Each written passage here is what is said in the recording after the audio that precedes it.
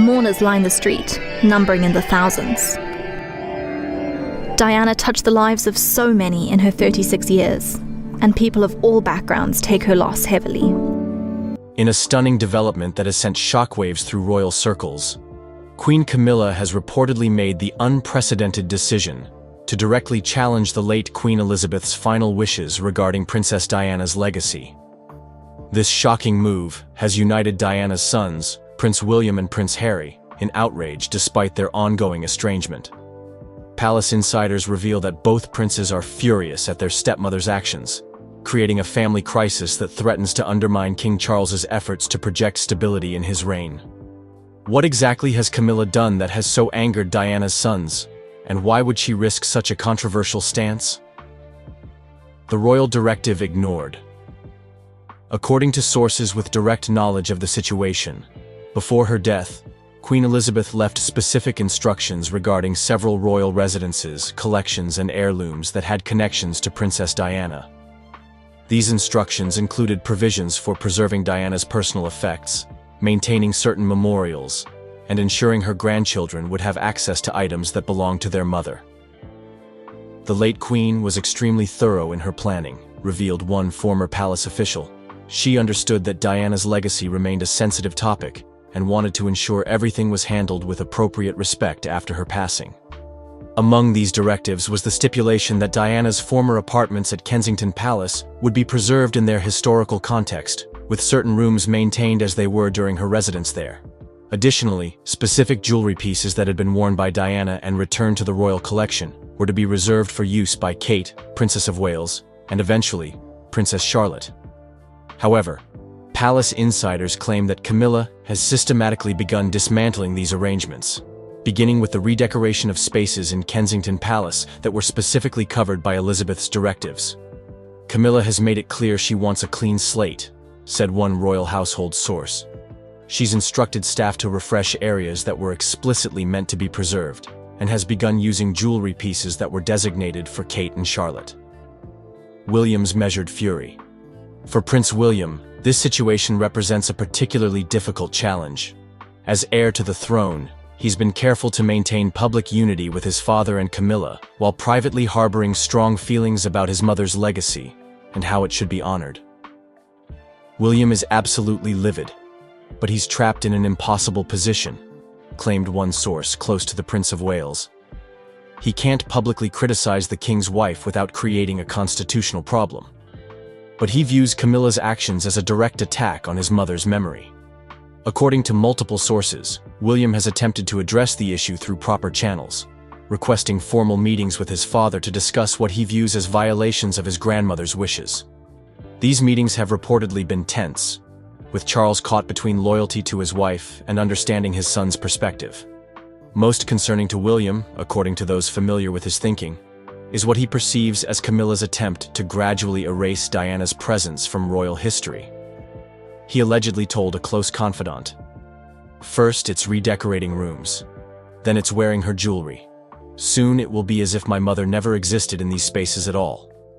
William's staff has reportedly been instructed to carefully document all changes being made that contradict Elizabeth's wishes, creating what one insider described as an accounting of grievances that may eventually require intervention from the Privy Council if the situation continues to deteriorate.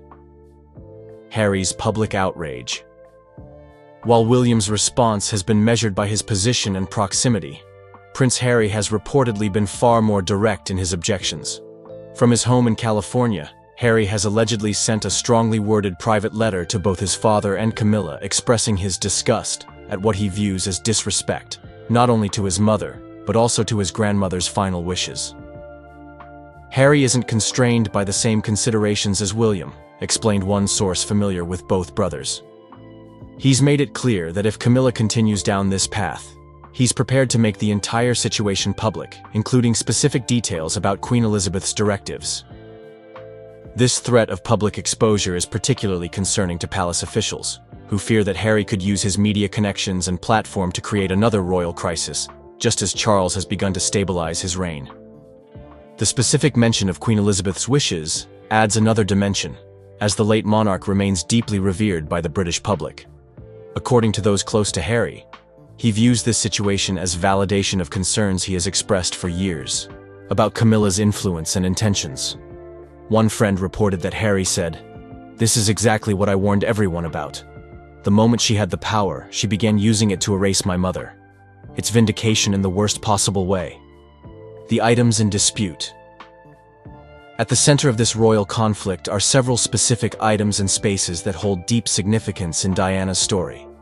Palace sources have identified several key points of contention. Diana's former apartment at Kensington Palace, which Camilla has allegedly begun modernizing, despite directives that certain rooms be preserved in their historical state. The Spencer tiara, which Diana wore on her wedding day. Though technically owned by the Spencer family, arrangements had been made for it to be displayed in a royal collection dedicated to Diana's memory. A collection of sapphire jewelry that matched Diana's famous engagement ring, now worn by Kate. Queen Elizabeth had designated these pieces for Charlotte when she comes of age. Personal correspondence between Diana and Queen Elizabeth, which was to remain sealed until William and Harry mutually agreed to its release. Camilla has reportedly requested access to these letters. A suite at Sandringham that Diana had decorated and used when the family spent Christmas there, which Camilla has allegedly converted into a new space for her own grandchildren. These might seem like small things to outsiders, but they represent physical connections to Diana that her sons value deeply, explained one former royal household member. By changing or claiming these spaces and items, Camilla is effectively overwriting Diana's presence in royal history. Charles caught in the middle for King Charles. This situation represents a painful dilemma that forces him to choose between his wife and his sons. Sources close to the monarch describe him as deeply distressed by the conflict, particularly as it involves honoring the wishes of his late mother, while also supporting his current wife. Charles genuinely wants to heal his family, but he's caught between irreconcilable positions, said one longtime royal advisor. Camilla feels she has earned the right to establish herself fully as queen without Diana's shadow constantly looming, while William and Harry feel their mother's memory is being deliberately diminished. The king has reportedly attempted to broker a compromise, suggesting that certain items and spaces could be preserved as Elizabeth wished, while others could be updated or repurposed. However, this middle ground approach has satisfied neither side, with Camilla reportedly insisting on her prerogatives as queen and the princes standing firm on respecting their grandmother's explicit wishes. Most concerning for Charles is how this conflict might affect his relationship with William, whose support is essential for the stability of the monarchy. One source claimed to have overheard William telling his father, "You're putting me in an impossible position. I cannot and will not stand by while my mother's memory is erased from our family history." The Queen's detailed instructions. What makes this situation particularly problematic is the reportedly explicit nature of Queen Elizabeth's instructions. According to those familiar with the documents, Elizabeth left detailed guidance rather than vague suggestions, having anticipated potential tensions over Diana's legacy. The late Queen was extremely precise in her directives, explained one former palace official. She specified exactly which items were to be preserved, which spaces were to be maintained, and how Diana should be represented in family histories and exhibitions. There's very little room for interpretation. Elizabeth's foresight on this matter reflects her deep understanding of the complexities surrounding Diana's place in royal history. Having witnessed the public and private aftermath of Diana's death, and the complicated integration of Camilla into the royal family, the late Queen apparently sought to establish clear boundaries that would prevent exactly the type of conflict currently unfolding. Most significantly, Elizabeth allegedly included a personal letter to Charles, emphasizing the importance of honoring these wishes as part of maintaining public trust in the monarchy. According to those who have seen this letter, Elizabeth specifically noted that respecting Diana's legacy was essential for William and Harry's continued support of the institution. The United Brothers. Perhaps the most remarkable aspect of this royal drama is how it has temporarily bridged the well-documented rift between William and Harry. Sources close to both princes report that they have been in regular contact regarding Camilla's actions, setting aside their other differences to present a unified front on this specific issue. Diana remains the one thing that can still unite them instantly, observed one longtime family friend. Whatever their disagreements about everything else They are absolutely aligned when it comes to protecting their mother's memory and legacy. This unexpected alliance has reportedly taken the palace by surprise, as officials had become accustomed to managing William and Harry as separate entities with different concerns. The prospect of them working in tandem on this issue presents a formidable challenge to Camilla's position, and Charles's attempt to balance competing interests. According to one source, William and Harry recently held a video call specifically to coordinate their response to Camilla's actions. While they continue to differ on many issues, including Harry's public criticisms of the institution, they have agreed to stand together in insisting that Queen Elizabeth's wishes regarding their mother be honored without compromise. Public perception at stake. Beyond the personal dimensions of this conflict lies the broader question of public perception. Royal analysts note that Diana remains an enormously popular figure in public memory, while Camilla has worked for decades to overcome initial public resistance to her relationship with Charles and her eventual position as queen. This is potentially disastrous from a public relations perspective, noted one royal commentator. If the public perceives Camilla as disrespecting Diana's memory or overriding Queen Elizabeth's wishes, it could undo years of careful image rehabilitation. Early indications suggest the public is largely sympathetic to William and Harry's position. Social media reactions to rumors of the dispute have been overwhelmingly supportive of Diana's sons, with many commenters expressing dismay at what they view as Camilla's overreach. For a monarchy still adjusting to the transition from Elizabeth's 70-year reign to Charles's leadership, this family conflict represents a significant challenge to the narrative of stability and continuity that palace officials have been carefully constructing. Actually, it's interesting. Sounds rather sort of bizarre, but I did go to Diana's coffin the day after I'd written it. The innocence about her, you just thought, wow, this girl is knockout. In a moment that has stunned royal watchers worldwide, Charles Spencer, the 9th Earl Spencer, and beloved brother of the late Princess Diana, has finally addressed the persistent rumors that have circulated for decades about his sister's life and death. At a commemorative event marking what would have been Diana's milestone birthday, the normally composed Earl broke down in tears before making revelations that threatened to reshape our understanding of modern royal history. This extraordinary moment of vulnerability and truth-telling has sent shockwaves through monarchist circles and beyond, reopening wounds many thought had finally begun to heal. The significance of this moment cannot be overstated. For nearly 3 decades, Earl Spencer has been the stalwart guardian of his sister's legacy, famously promising at her funeral to ensure that her blood family would guide her sons so that their souls are not simply immersed by duty and tradition, but can sing openly. His carefully measured public statements about Diana have always balanced familial loyalty with appropriate discretion. Until now, that is. Why now? Why at 60? Those close to the Earl suggest that reaching this milestone birthday, an age Diana herself never reached, prompted a profound reassessment of family obligations and historical truth. Charles has carried these burdens silently for decades, reveals one longtime family associate. There comes a point when the weight of unspoken truths becomes unbearable, particularly as the principals in this story age and the historical record begins to solidify. The revelations center on the final years of Diana's life and the circumstances surrounding her tragic death in Paris.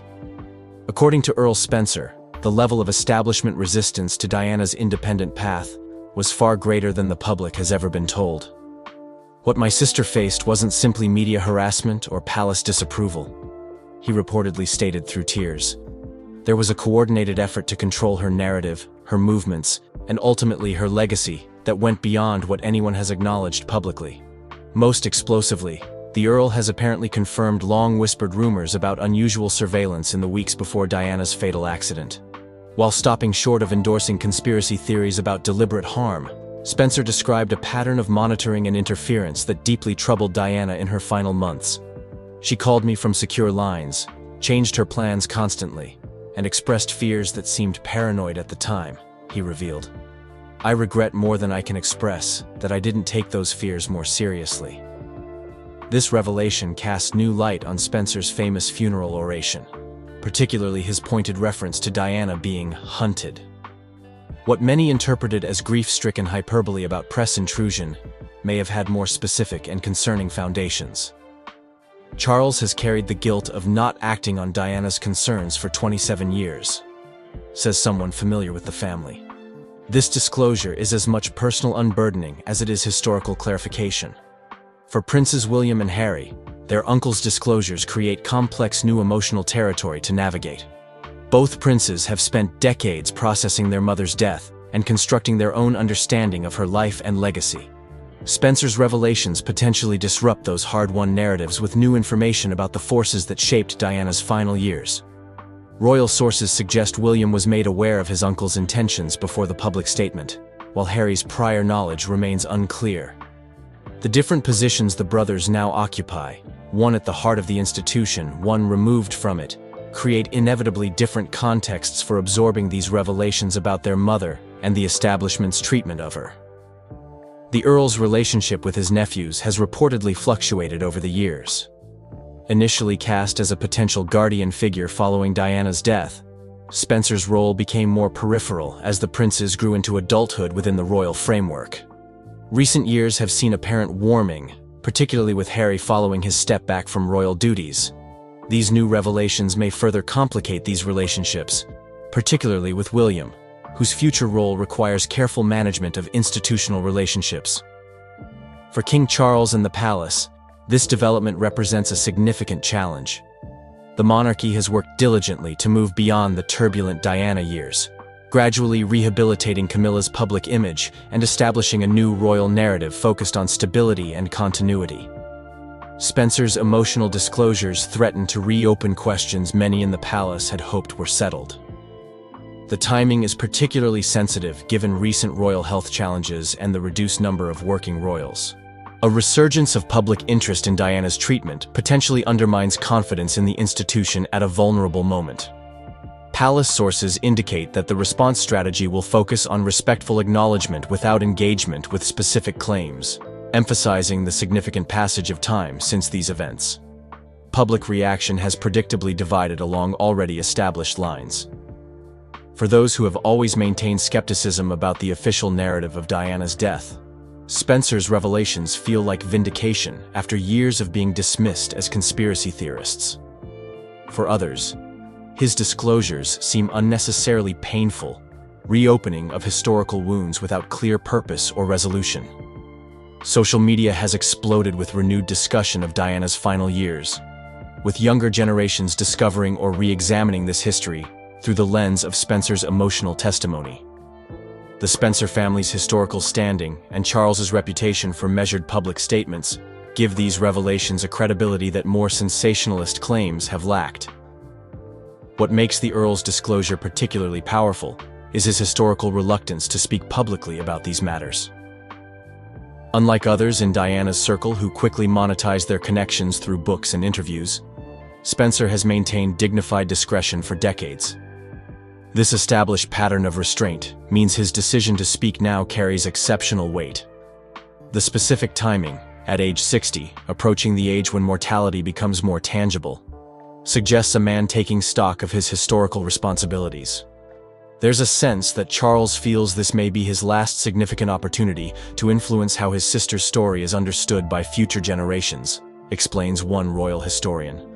As the last living person with intimate knowledge of certain aspects of Diana's experience, he carries a unique burden of witness. For the Spencer family more broadly, this moment represents a reassertion of their historical significance after years of being somewhat overshadowed by Windsor narratives. The Spencers, with their distinguished lineage predating the Windsors' royal status, have maintained a dignified distance from royal dramas, while occasionally reminding the public of their important role in Diana's formation and legacy. Mental health experts note the powerful symbolism of Spencer's emotional display. For a man of his generation and background, public tears represent an extraordinary breach of established codes of aristocratic restraint. This visible emotion communicates something important about the gravity of what's being disclosed, notes one psychologist.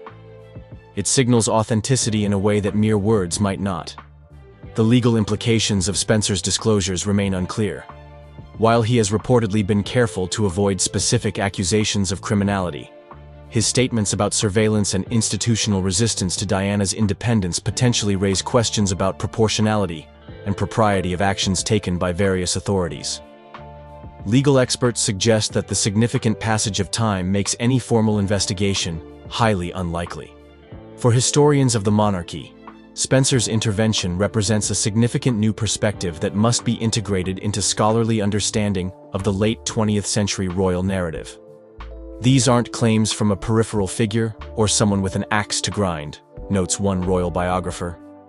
This is testimony from someone at the absolute center of the Diana story, speaking after decades of careful reflection. As the impact of Spencer's emotional disclosures continues to reverberate, attention inevitably turns to whether this represents his final word, or the beginning of a more comprehensive account. Sources close to the Earl suggest he has maintained extensive diaries throughout his life, materials that would provide unprecedented insight into the private Diana few were privileged to know. What remains most poignant about this moment is Spencer's evident continuing grief for his sister, nearly 3 decades after her passing. The tears that preceded his revelations spoke volumes about the emotional cost of both maintaining silence and finally breaking it.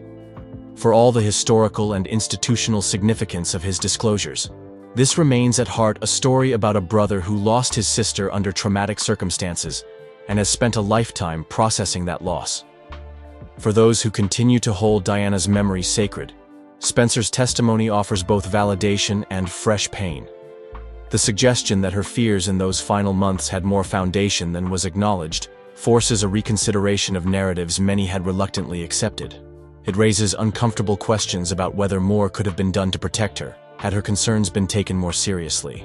The Spencer family motto, "God defend the right," seems particularly poignant in light of these disclosures. After decades of restraint, Diana's brother appears to have concluded that defending what he sees as right requires speaking uncomfortable truths, regardless of institutional discomfort or potential backlash. It is a position entirely consistent with Diana's own evolution from shy royal bride to outspoken advocate willing to challenge powerful interests. As this extraordinary story continues to unfold, one truth remains self-evident. The legacy of Diana, Princess of Wales, continues to exert profound influence on both the monarchy and public consciousness nearly 3 decades after her death. Her brother's emotional testimony ensures that influence will extend to new generations who never experienced the Diana phenomenon firsthand. For Charles Spencer, now standing in his truth at 60, the path forward involves navigating the consequences of breaking his long silence. For the monarchy, it means absorbing yet another chapter in a story they have never fully controlled. And for William and Harry, it means integrating new perspectives into their understanding of the mother whose loss has shaped their lives in countless ways. In royal history, this may well be remembered as the moment when the carefully constructed official narrative about Diana's final years faced its most significant challenge, not from sensationalist outsiders, but from the tearful testimony of the brother who knew her best and loved her most. For an institution that has weathered centuries of crises through strategic adaptation, this moment calls for particular wisdom and restraint. The monarchy's greatest strength has always been its capacity to absorb new realities without fundamentally changing course. That resilience will once again be tested as it navigates the fallout from Spencer's unexpected moment of emotional truth-telling.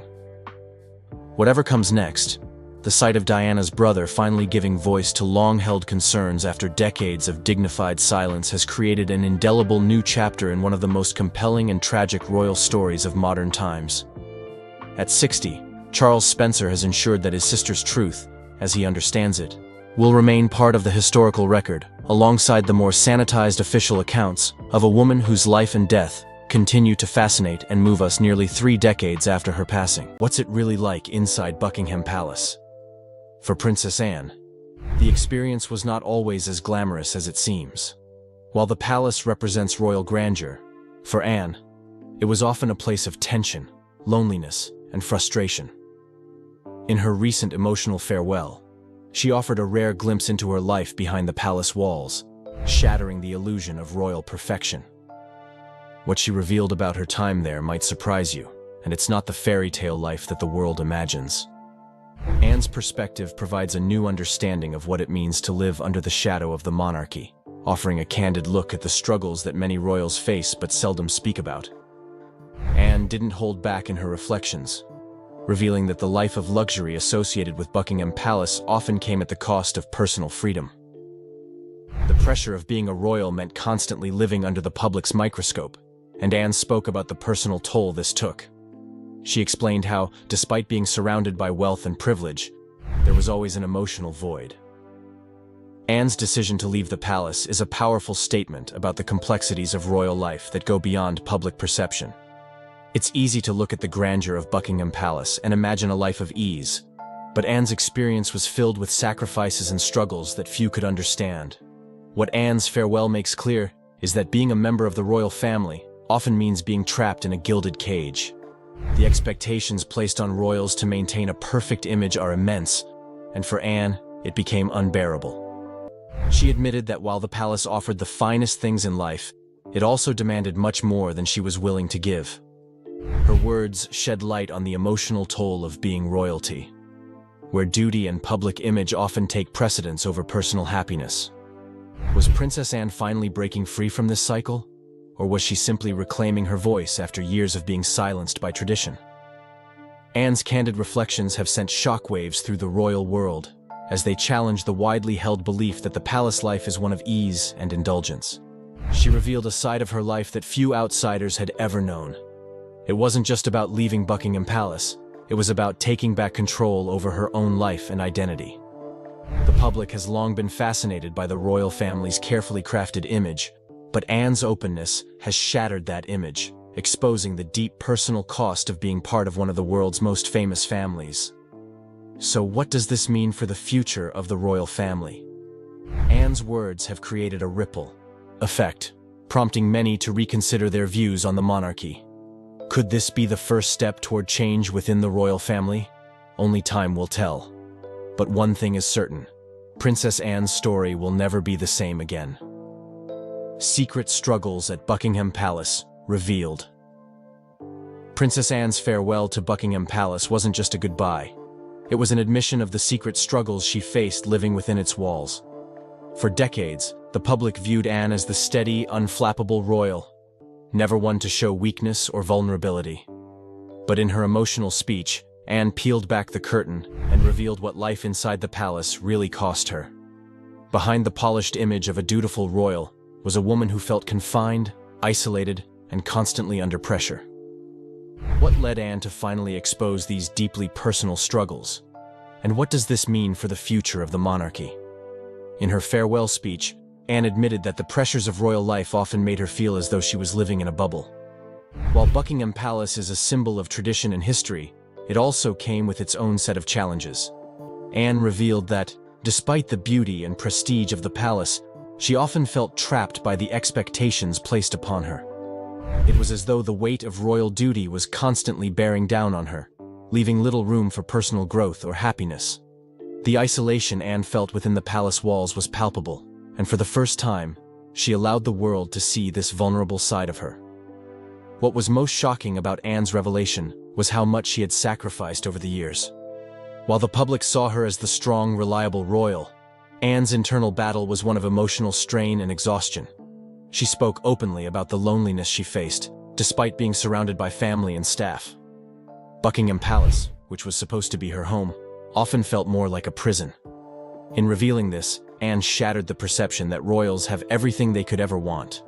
Her truth opens up a new conversation about the hidden emotional toll of being a royal. Anne's emotional speech also highlighted the immense pressure that comes with being part of the royal family. She shared that the constant scrutiny, the public's expectations, and the need to maintain a perfect image were all-consuming.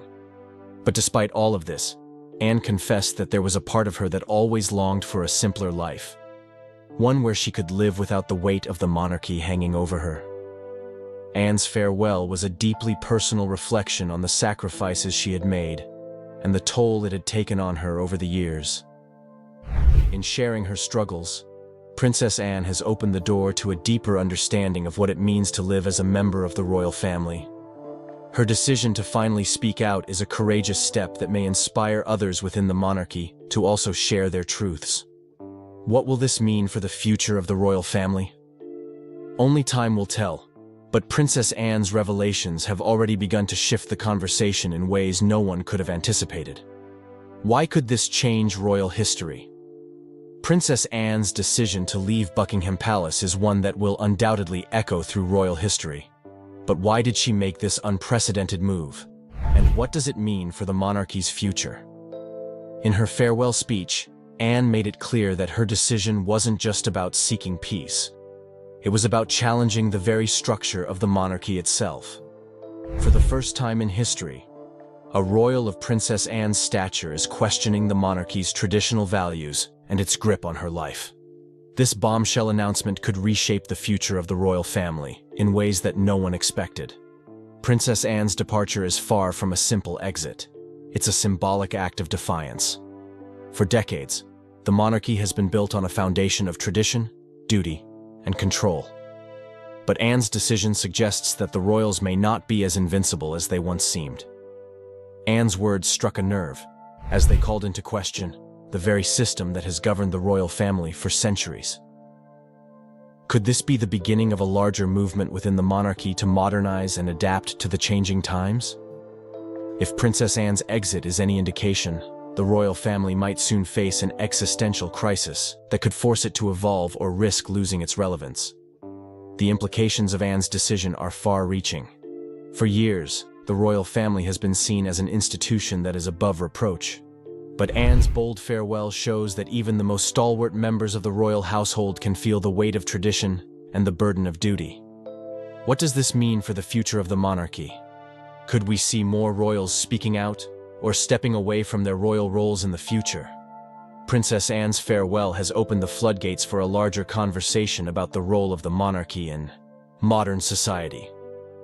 As the world digests Anne's shocking announcement, it's clear that the monarchy is at a crossroads. Will Princess Anne's decision to leave Buckingham Palace inspire a new era for the royal family, one that embraces change and transparency? Or will it serve as a reminder of the challenges and struggles that even royals face when living in the public eye? Only time will reveal what comes next, but one thing is certain. Princess Anne's decision will forever alter the course of royal history. The Hidden Princess. Anne's emotional departure from Buckingham Palace has sent shockwaves through the royal family. But behind her heartfelt farewell lies a hidden truth that the public has never known. Until now. Anne's decision wasn't just about leaving a building. It was about leaving behind a system that had long dictated her life. Her words uncovered the raw emotions that have been building for years, offering an inside look into what life inside Buckingham Palace is really like. Was Anne's decision driven by personal dissatisfaction, or was there something more at play? This shocking revelation challenges everything we thought we knew about royal life. In her speech, Anne confessed that her decision to leave was a long time coming. Despite being a respected member of the royal family, she had always felt like an outsider in her own home. Buckingham Palace, despite its grandeur, had become a place where Anne felt increasingly isolated and disconnected.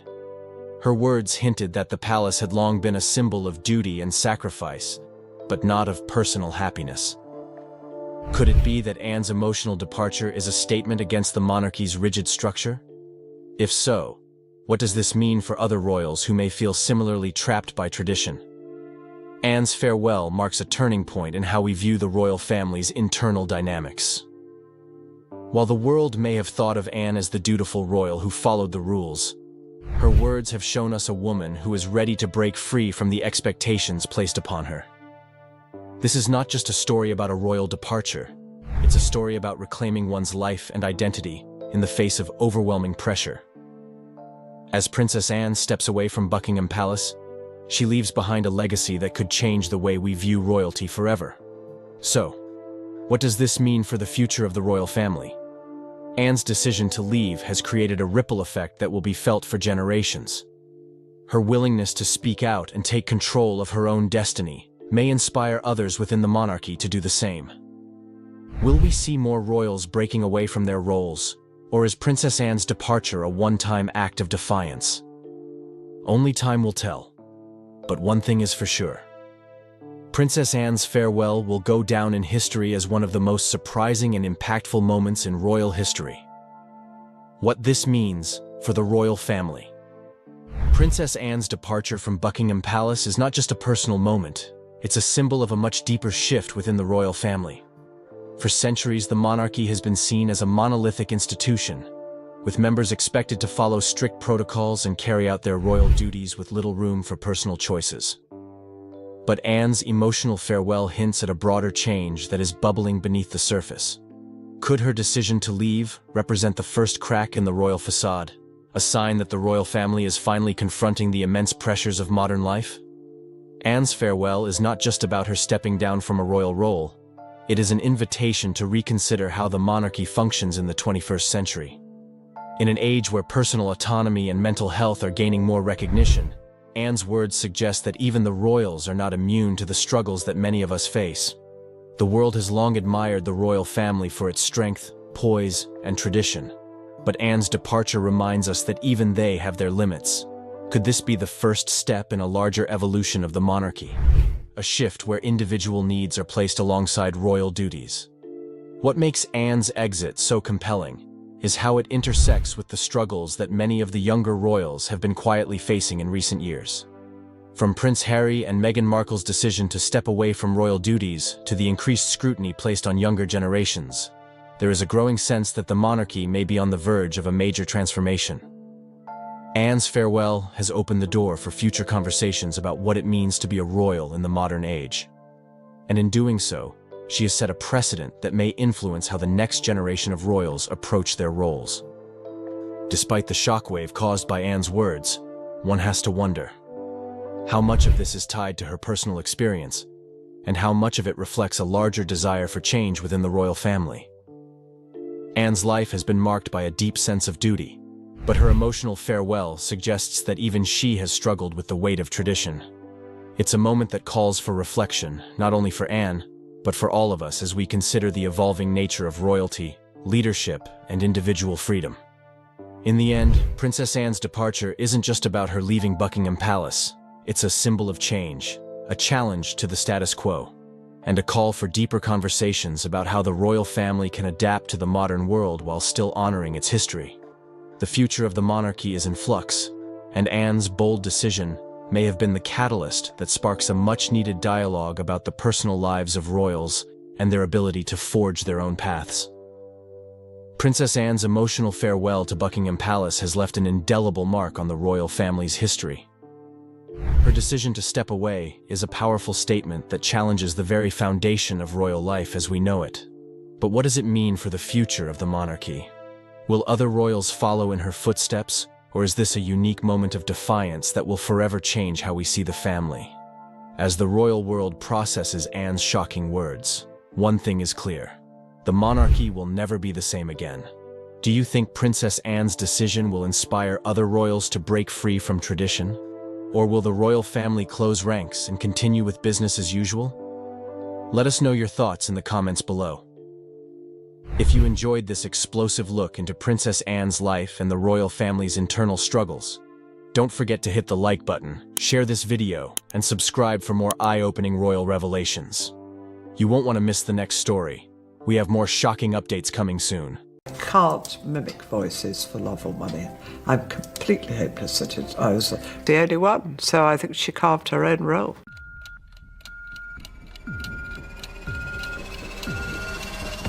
Queen Camilla's rise to prominence as King Charles III's wife has been one of the most talked about transformations in modern royal history. Before her marriage to Charles in 2005, Camilla was married to Andrew Parker Bowles, a former member of the British military. Together, they had 2 children, Tom Parker Bowles and Laura Lopes.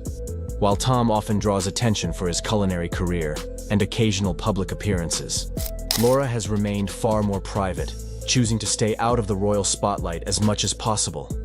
However, recent revelations by Laura have shocked royal observers and the public alike, as she spoke candidly about her mother's controversial journey to the throne and the impact it had on her personal and professional life. Her story sheds light on the unique struggles she faced as someone pulled into the royal fold without choice, offering an intimate perspective rarely shared by those adjacent to the monarchy. Laura Lopes was born on January 1, 1978, into a world of British upper-class privilege but far removed from royal traditions. As the daughter of Camilla and Andrew Parker Bowles, Laura grew up in an environment of wealth and status, attending Haywood Preparatory School and later pursuing a degree in the history of art at Oxford Brookes University. During her formative years, Laura lived a relatively normal, albeit privileged life with her brother Tom. However, even during her childhood, the whispers and rumors surrounding her mother's relationship with Charles began to seep into her reality. The media's relentless coverage of Camilla as the other woman in Charles and Diana's marriage created an unwanted shadow over Laura's life. Friends, teachers, and even strangers would make assumptions about her based solely on her mother's public image. For a young girl trying to understand the complexities of relationships and trust, these experiences forced her to mature quickly. Laura has described her formative years as turbulent, marked by a deep tension between her mother's devotion to family and the public perception of her as a villain. The divorce of her parents in 1995, fueled by years of rumors about Camilla's affair with Charles, was another difficult chapter for Laura. Though shielded from the media as much as possible, she couldn't escape the indirect effects of the public scrutiny that engulfed her family. Yet through it all, Laura maintained a strong bond with her mother. She admired Camilla's ability to remain composed and resilient, even when she was one of the most criticized figures in the British press. When Camilla married Charles in 2005, Laura's life changed dramatically. Unlike Prince William and Prince Harry, who were born into royalty and grew up under the spotlight, Laura was thrust into the royal world as an adult. This abrupt transition was far from easy. While her mother embraced her new role as Duchess of Cornwall, Laura found herself struggling to reconcile her private life with the expectations of her new royal connections. Attending public events with her mother and stepfather brought an overwhelming amount of attention she never sought. She often felt out of place, especially during high-profile events where royal protocols clashed with her desire to remain in the background. One of the most fascinating aspects of Laura's story is her relationship with her stepbrothers, Prince William and Prince Harry. Their interactions have been described as polite, but distant. It is no secret that William and Harry have struggled with their father's relationship with Camilla. Both princes have spoken openly about the pain caused by their parents' divorce and Charles's affair, which undoubtedly created a natural barrier between them and Laura. According to reports, heated arguments occasionally broke out between Laura and William in the early years after Camilla and Charles's marriage. William, feeling protective of his late mother, Princess Diana, would sometimes criticize Camilla, blaming her for his mother's unhappiness. Laura, fiercely loyal to her own mother, would push back, arguing that Charles's actions had caused just as much difficulty for her family. These disagreements highlight how both William and Laura coped with the emotional fallout of their parents' past, but from very different perspectives. Despite these tensions, Laura has largely avoided engaging in any public disputes. Unlike Harry, who has been vocal about his grievances with the royal family, Laura has chosen to stay silent, focusing on her own life and career. However, the release of Harry's memoir, Spare, reignited old wounds. In the book, Harry described Queen Camilla as a dangerous figure who prioritized her public image over the well-being of others. While Laura did not directly respond to Harry's claims, reports suggest she was deeply hurt by the accusations. The fallout from the memoir has added another layer of complexity to Laura's relationship with her stepbrothers, making an already fragile dynamic even more strained. Professionally, Laura has built an impressive career as an art gallerist, establishing her independence from the royal family. She worked at prestigious institutions, including the Peggy Guggenheim Collection in Venice, and later co-founded 11 Gallery in London, which focuses on promoting emerging artists. Her work in the art world has allowed her to carve out her own identity, separate from her royal connections. Friends describe Laura as independent, grounded, and uninterested in the trappings of royalty. Even after her mother became queen consort, Laura continued to prioritize her career and family, avoiding the spotlight whenever possible. In her personal life, Laura has also sought stability and privacy. She married Harry Lopes, a former model and chartered accountant, in 2006. Their wedding, held at St. Cyriac's Church in Wiltshire, was attended by members of both the Parker Bowles and royal families. Laura's choice of Anna Valentine to design her wedding dress, a nod to the same designer who created Camilla's bridal gown for her marriage to Charles, highlighted her quiet connection to her mother. Together, Laura and Harry have 3 children, Eliza, and twin boys Gus and Lewis. Laura has been fiercely protective of her children, determined to give them as normal an upbringing as possible. While Eliza briefly entered the public eye as a bridesmaid at Prince William and Kate Middleton's wedding in 2011, Laura has largely kept her family away from royal events. Her focus has been on creating a grounded and private life for her children, free from the pressures of their royal connections. Despite her efforts to remain private, Laura's ties to the royal family inevitably draw her into the public eye from time to time. She has attended significant events, including the coronation of King Charles III and Queen Camilla in 2023, where her twin sons served as pages of honor. The boys' participation was a poignant moment, symbolizing the blending of Camilla's old and new family. Yet, even on such occasions, Laura's discomfort with public attention is apparent. Insiders note that while she fulfills her duties gracefully, she often remains on the periphery, avoiding unnecessary interactions with key royal figures. Laura's relationship with her mother is one of the most compelling aspects of her story. While she deeply admires Camilla's resilience and ability to overcome public criticism, Laura has also acknowledged the challenges their family faced as a result of Camilla's role in Charles's life. Camilla's decision to fully embrace her royal duties created a sense of distance between mother and daughter, depriving them of the simpler, more private moments they once shared. Yet, through it all, their bond remains strong.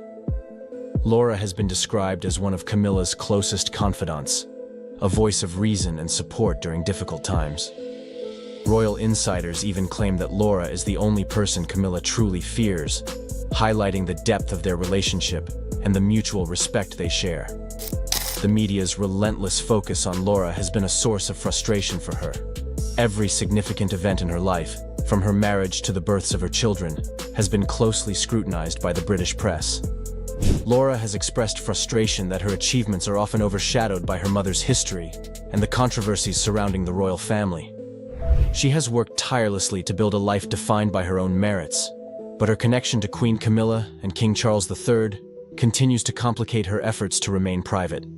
Adding to her challenges, Laura's professional ventures have not always been smooth. Her fashion boutique, Mojo & McCoy, which she co-founded with friends, recently closed after facing difficulties in the retail industry. The boutique, located in Hungerford, was initially seen as a promising business, stocking high-end brands and catering to the affluent local community. However, despite Laura's best efforts, the store struggled to stay afloat. Reports suggest that Laura may seek advice from King Charles before embarking on a new business venture, as she has been impressed by his ability to navigate tough situations. This acknowledgement of Charles's guidance highlights the evolving dynamic between Laura and her stepfather, as well as her willingness to lean on him for support when needed. Laura's future remains a subject of speculation. While rumors occasionally surface about the possibility of her and her brother Tom receiving royal titles, both have firmly denied such claims. Laura has made it clear that she has no interest in becoming a public figure or taking on formal royal duties. Instead, she continues to focus on her family, her art career, and her desire to lead a life that is as normal and private as possible. Yet, as the daughter of Queen Camilla, Laura's attempts to separate herself from the royal family may never fully succeed. Her presence at key events and her role as a supportive daughter and mother ensure that she will always remain connected to the monarchy in some way.